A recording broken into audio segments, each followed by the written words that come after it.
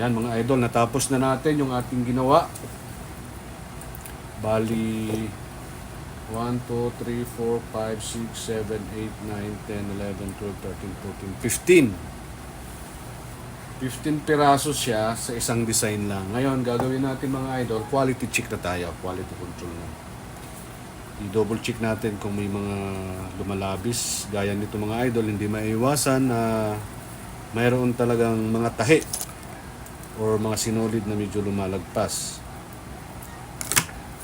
So, quality na natin yan. I-quality control na natin. Dapat walang mga factory damage.